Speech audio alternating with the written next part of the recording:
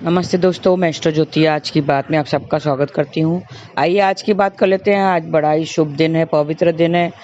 आज पवित्र तिथि है, आज पूर्णिमा तिथि है। तो पूर्णिमा के विस्तार में हम उसके बारे में जानकारी देंगे। और गुरु नानक जयंती है, तो सबको गुरु नानक की बहुत बहुत बधाई और कार्तिक पूर्णिमा की बहुत बहुत सबको बधाई हो।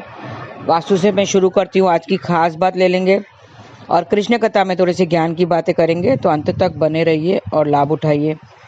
वास्तु की बात करें तो आवाज़ से जुड़ी हुई वास्तु दोष की बात करते हैं। घर में हर चीज़ का आवाज़ होता है, घर में हर चीज़ की आवाज़ पर ध्यान देना चाहिए। खास करके मोबाइल्स रखते हैं तो मोबाइल्स के कर्कश रिंगटोन न लगाएं। बहुत सारे लोग ऐसा करते हैं, सुबह का टोन लगाते हैं, रिंगटोन लगाते हैं, तो जो कानों को पसंद नहीं आता है। तो कर्कश टोन नहीं लगाना चाहिए, इससे नकारात्मक ऊर्जा का प्रभाव होता है। विचारों में टकराव से झगड़ा की स्थिति पैदा होती है। और अलार्म क्लॉक या डोरबेल भी अगर लगाएं तो उसका भी आवाज़ का ध्यान करें और वो मधुर आवाज़ के होने चाहिए। तो ये थी वास्तु की बातें। अब योग और तिथि की बात कर लेते हैं। कार्तिक मास की पूर्णिमा आज देर रात 2:55 तक रहेगी। आज पूरा दिन कार्तिक पूर्णिमा है और देर रात 3:33 तक वरयान योग रहेगा। तो मंगलदायक कार्य करने के लिए वरयान योग बहुत ही शुभ माना जाता है। आज रात 9:55 तक भरणी नक्षत्र रहेगा, जो दूसरा नक्षत्र है। मैंने बताया था कल अश्विनी नक्षत्र था, अश्विनी से शुरू होता है पहला नक्षत्र।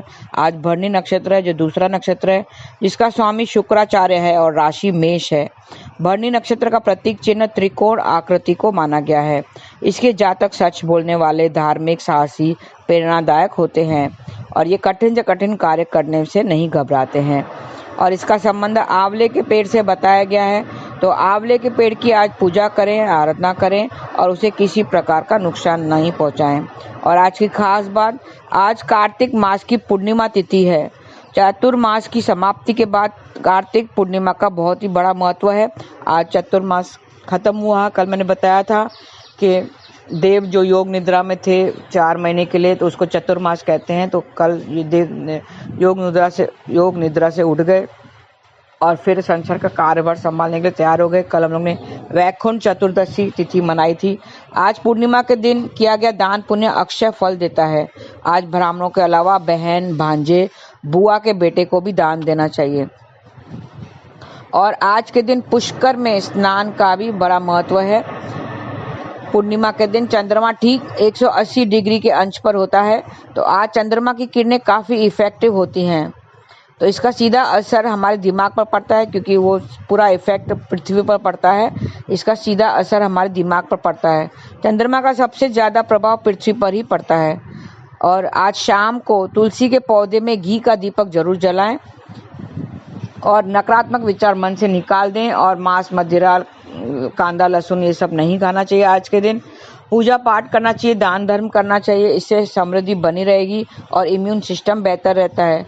ग्रस्त व्यक्ति आज तिल और आंवले का चूर्ण बनाए, उसका लेप शरीर पर लगाकर स्नान करने से शुभ फल मिलते हैं। ऐसा करने से बीमारियों से छुटकारा भी मिलता है। जो ग्रस्त नहीं है वो तुलसी की जड़ की मिट्टी लगाकर स्नान करें।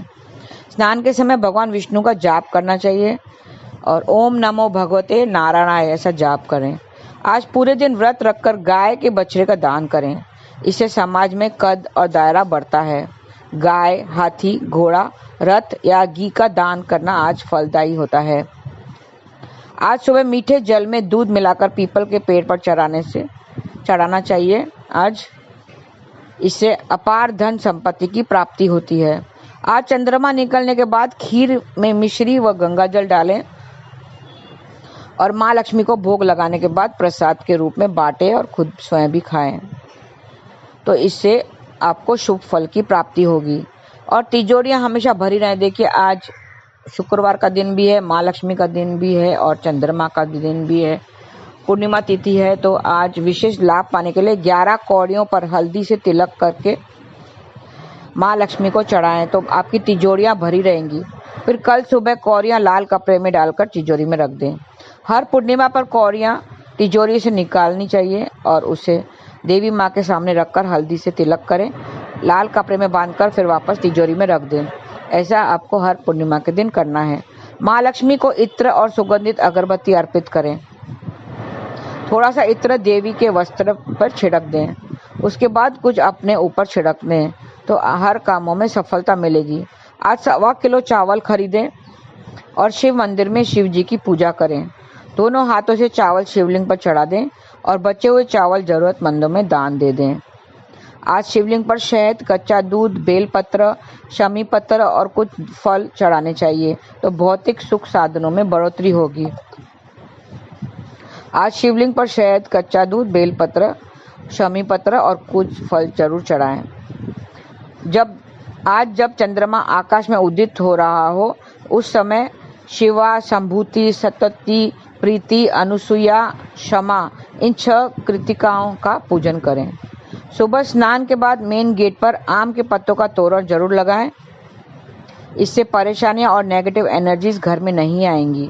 आज भी तोरण लगाना चाहिए, तो आप जरूर लगाएं तोरण। और ये मैंने बता दी आज की खास बात है। और तिल का तेल और दही खाने से बचना चाहिए। मैंने बताया था चतुर्दशी तिथि, पूर्णिमा तिथि, अमावस तिथि, ऐसे तिथियों में तिल के तेल और दही का सेवन नहीं करना चाहिए।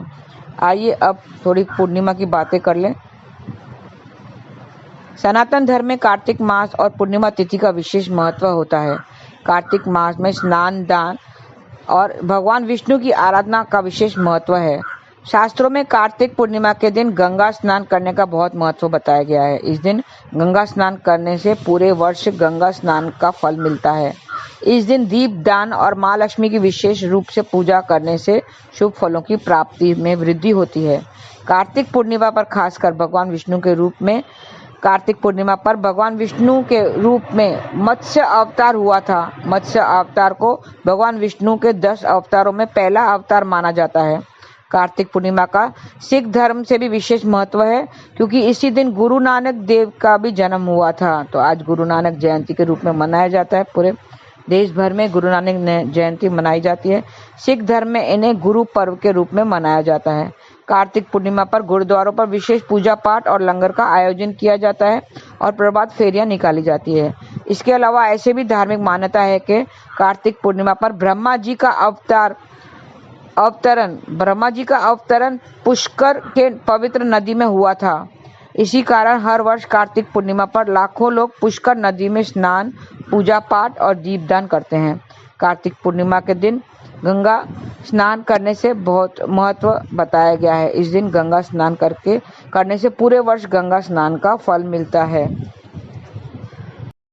पूर्णिमा तिथि पर पूर्णत्व की तिथि मानी जाती है। इस तिथि में स्वामी स्वयं चंद्रदेव हैं। इस तिथि के स्वामी चंद्रदेव हैं। तो इस दिन सूर्य और चंद्रमा समसप्तक होते हैं, मतलब 180 डिग्री पे होते हैं। मैंने बताया जल और वातावरण में विशेष ऊर्जा आ जाती हैं।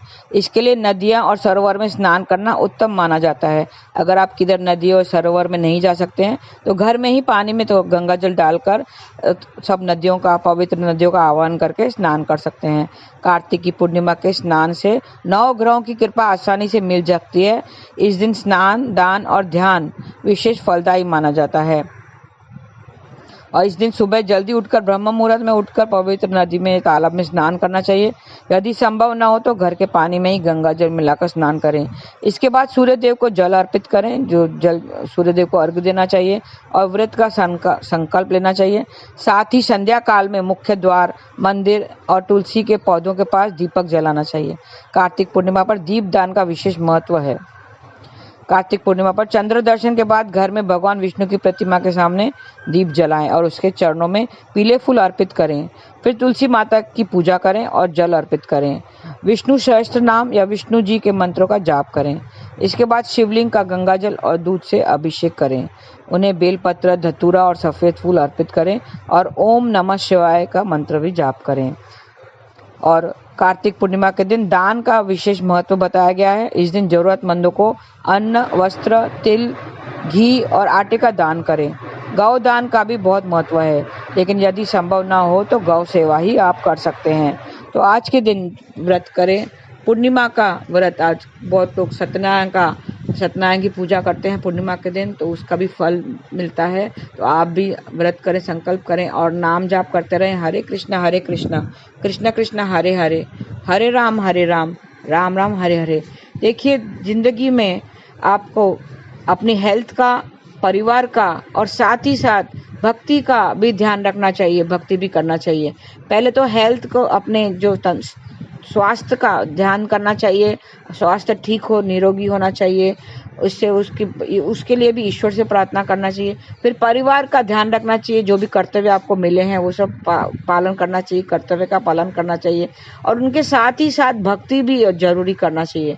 भक्ति का होना बहुत जरूरी है, क्योंकि भक्ति करते हम ईश्वर को धन्यवाद करते रहें। रोज सुबह उठ के हम हाथ जोड़कर उन्हें प्रणाम करें, धन्यवाद करें। फिर रात को सोते वक्त भी हाथ जोड़कर उन्हें धन्यवाद करें। पूरे दिन भर में जो भी हुआ है आपसे, जो अगर गलती हुई है उसका भूल चूक माफ करना, ऐसे प्रार्थना करें। तो पूरे दिन आपका जैसा भी गया हो उससे कुछ सीखना चाहिए, और फिर अगले दिन वो गलतियां ना हो, ऐसे वो गलतियां दोहराना नहीं चाहिए। तो इस तरह से आप अगर जीवन व्यतीत करेंगे तो आपका दिन सफल होगा। और नाम जाप करते रहना चाहिए, हरे कृष्णा कृष्ण कृष्ण हरे हरे, हरे राम राम राम हरे हरे। आज के लिए बस इतना ही। धन्यवाद। आपका दिन शुभ रहे। हरे कृष्णा।